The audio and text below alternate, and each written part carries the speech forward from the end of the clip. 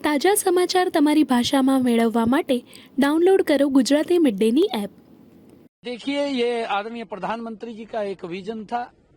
उन्होंने कहा भी था कि देश के अंदर वन नेशन वन इलेक्शन के तहत ही चुनाव होने चाहिए। इससे क्योंकि पैसे का भी बहुत ज्यादा मात्रा में दुरुपयोग होता था, वेस्टेज होती थी, विकास की गति रुकती थी। और विकास की गति इसलिए रुकती थी क्योंकि हर 3-4 महीने के बाद कहीं न कहीं चुनाव होते थे। कभी पंचायत के चुनाव, कभी नगर पालिकाओं के चुनाव, कभी विधानसभाओं के चुनाव, कभी लोकसभाओं के चुनाव, कभी और कोई चुनाव आ जाता था। तो इससे आचार संहिता के कारण विकास की गति रुकती थी, पैसा ज्यादा खर्च होता था। परंतु आदरणीय प्रधानमंत्री जी का जो ये विजन है, ये स्वागत योग्य है।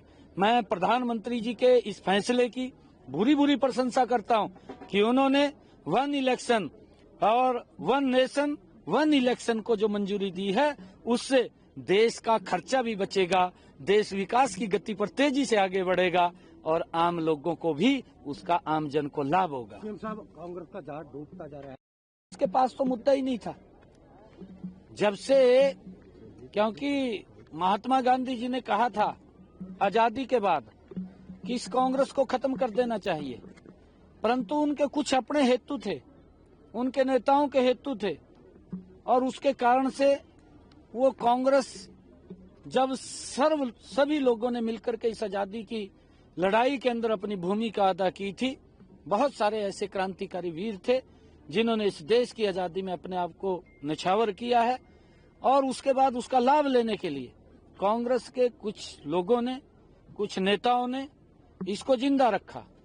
परंतु जो उनकी कार्यप्रणाली थी, वो कार्यप्रणाली इस देश को नुकसान की तरफ ले जाती दिखाई दी, और लगातार भ्रष्टाचार में डूबती हुई ये कांग्रेस पार्टी, क्योंकि उन्होंने अपने स्वार्थ के लिए इसको जिंदा रखा।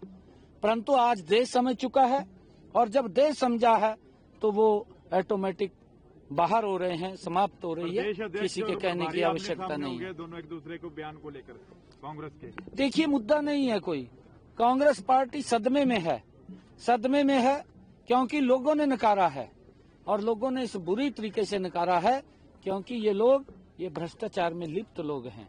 और अब एक दूसरे को ऊपर जब कोई मुद्दा नहीं मिलता तो फिर एक दूसरे पे आरोप तो लगाना पड़ेगा। पहले तो बेचारी ईवीएम को रगड़ दिया, कहा ईवीएम कहा खराब है, ईवीएम हैक कर ली। पहले तो उसको ऊपर पिल गए ये लोग। अब जब उनको दिखा भी इसमें तो कोई हमारा बटने वाला कुछ नहीं है, फिर उन्होंने एक दूसरे पर आरोप लगाने शुरू कर दिए।